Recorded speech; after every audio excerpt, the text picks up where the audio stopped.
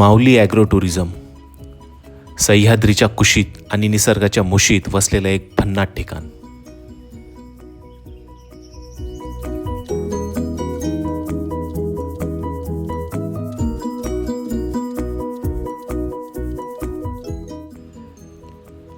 इथे निसर्ग, शेती, सह्याद्री आणि भरपूर ॲडव्हेंचर ॲक्टिव्हिटीजचं एक आगळं वेगळं कॉम्बिनेशन आहे.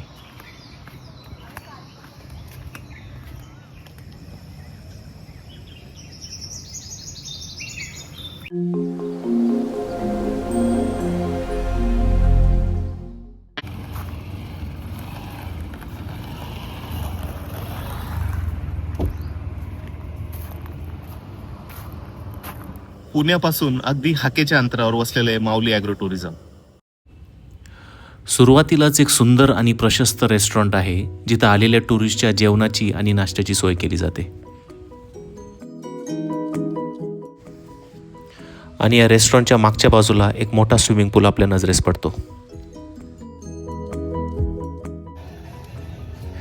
पुण्यातल्या हिंजवडीपासून साधारण 8-10 किलोमीटर कासारसाई डॅमच्या बॅकवॉटरला अगदी खेटून वसलेलं आहे माऊली ॲग्रो टुरिझम. इथला स्विमिंग पूल म्हणजे लहान मुलांसाठी खरं तर एक पर्वणीच आहे.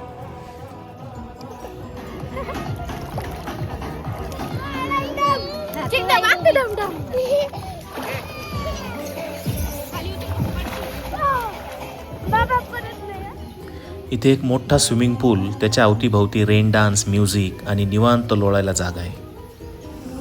पूलच्या जवळच त्यांनी अशा बाजा टाकलेल्या आहेत जिथं आपल्याला निवांत लोळता येतं.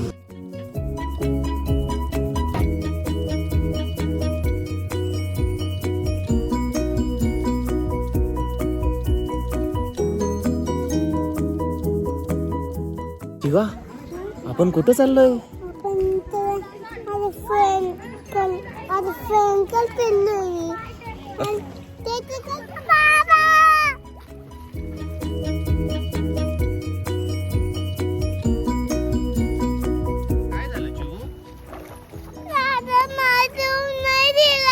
ट्यूब नाही देते तुला?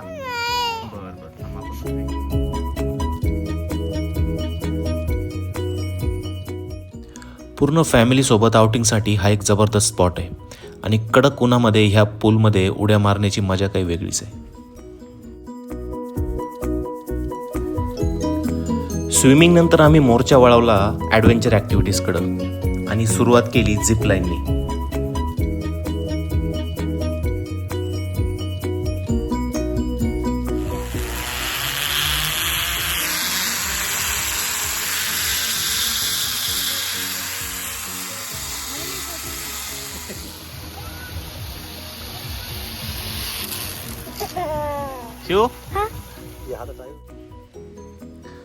खरं तर इथला निसर्ग आणि अवतीभोवतीचं वातावरण इतकं सुंदर आहे की वेळ कुठं जातो हे कळतच नाही.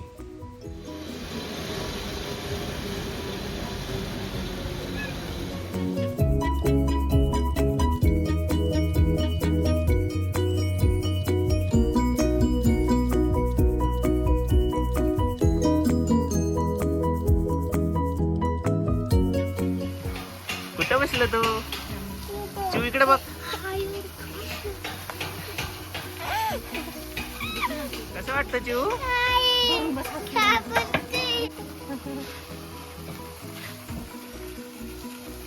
कसं वाटतंय चिव?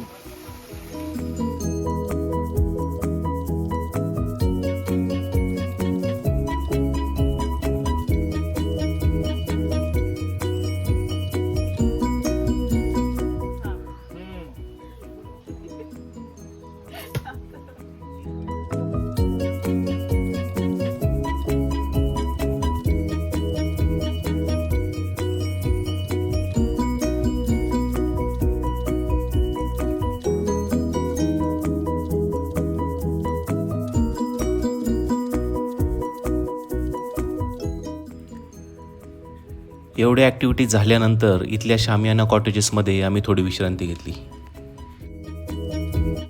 हे कॉटेजेस गर्द झाडांमध्ये असल्यामुळे इथे प्रचंड गारवा असतो.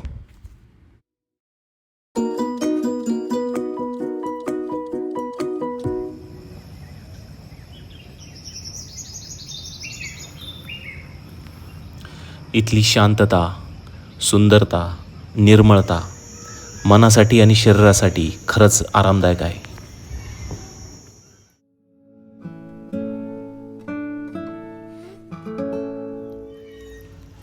कॉटेजेसच्या आसपासचा जो परिसर आहे तो झाडांनी आणि फुलांनी खूप सुंदर पद्धतीने सजवलेला आहे.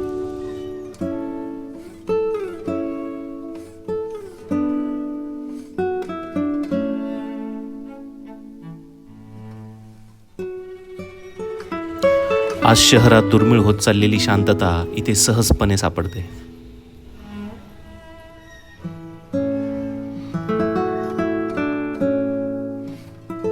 आज ग्रामीण भागातला तरुण शेतीसाठी काहीतरी जोड व्यवसाय शोधतोय आणि कृषी पर्यटन हा खरंच एक जबरदस्त मार्ग आहे त्याच्यासाठी. आणि माऊली ॲग्रो फार्मनी हे खूप भारी पद्धतीने करून दाखवलं.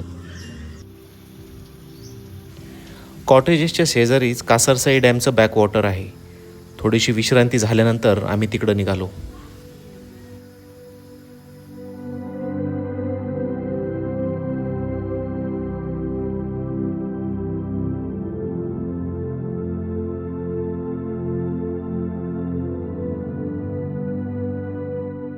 इथं सूर्यनारायणाचं मस्त दर्शन झालं. संपूर्ण आकाश केशरी रंगानं भरून गेलेलं होतं आणि सह्याद्रीतला सूर्यास्त हा नेहमीच खास असतो.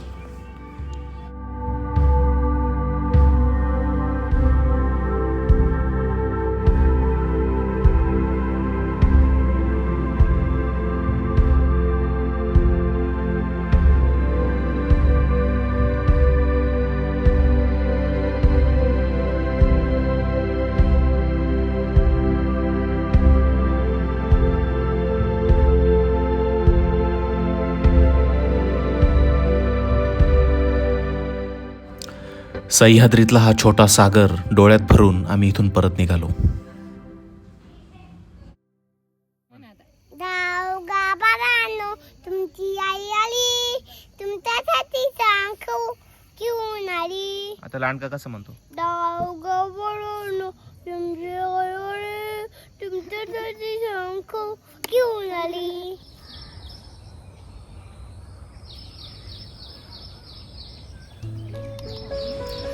दुसऱ्या दिवशी सकाळी लवकर उठून फेरफटका मारायला निघालो.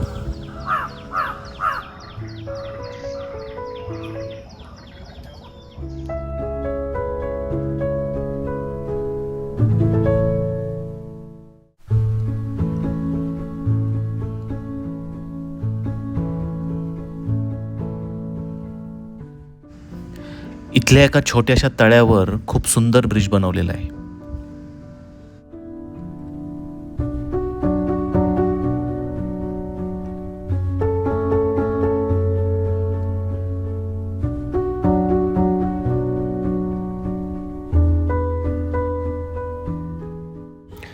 आणि या तळ्यामध्ये भरपूर मासे सोडलेले आहेत.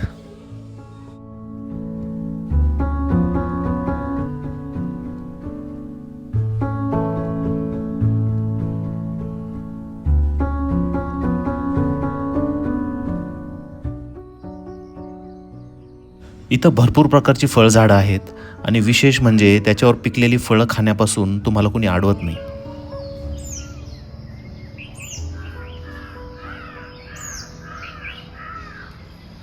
सह्याद्रीतला रानमेवा म्हणजे इथली खरी श्रीमंती.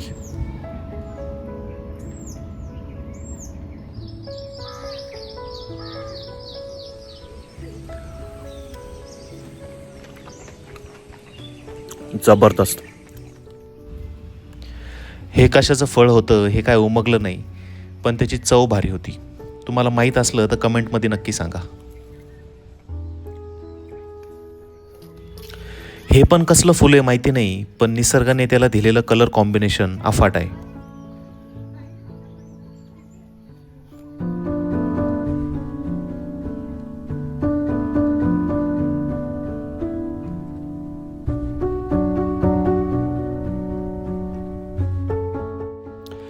रेस्टॉरंटमध्ये सकाळी 8 ते 10 नाश्त्याची सोय केली जाते.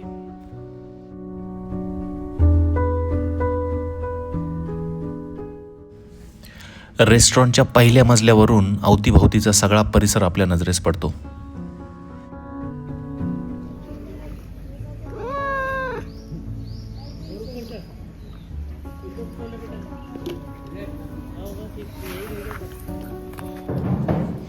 इथे एक छोटी गोशाळा सुद्धा आहे जिथं बऱ्याच देशी गायांचं संवर्धन केलं जातं.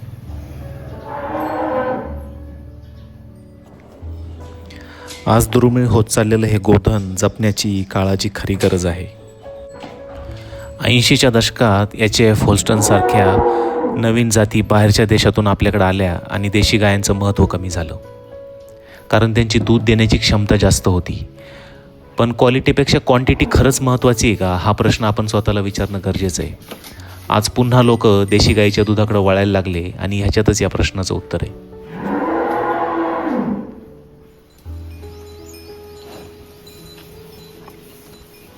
कच्चं आहे अजून. जाता हूँ फिर मुझे पकड़ी नहीं पड़ेगी. इथे आणखीन एक वॉटर स्पोर्ट्स एरिया आहे.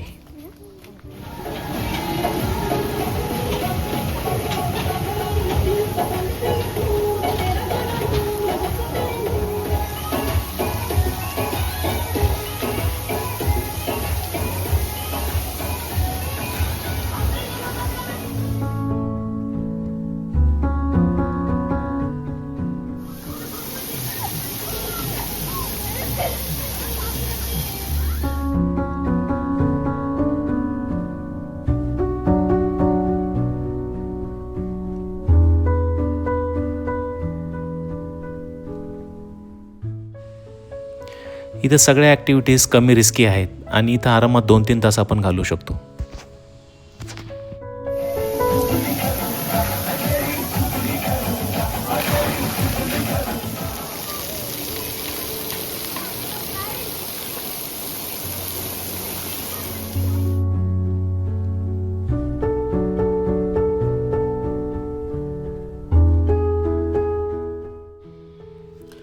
इथे मला आवडलेली आणखीन एक गोष्ट म्हणजे इथले शामियाना कॉटेजेस.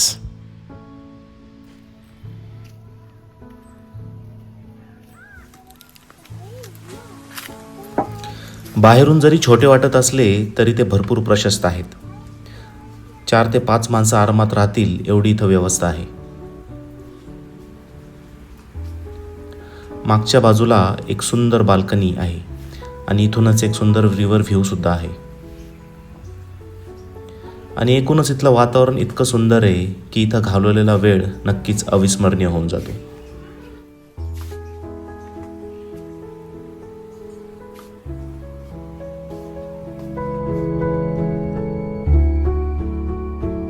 काय नाव आहे यश घोड्याचं?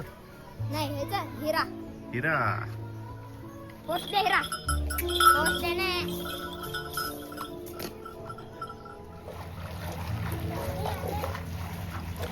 आज मोबाईल आणि टी व्हीमध्ये गुरफटलेल्या लहान मुलांना अशा मोकळ्या निसर्गाच्या सहवासात राहण्याची जास्त गरज आहे.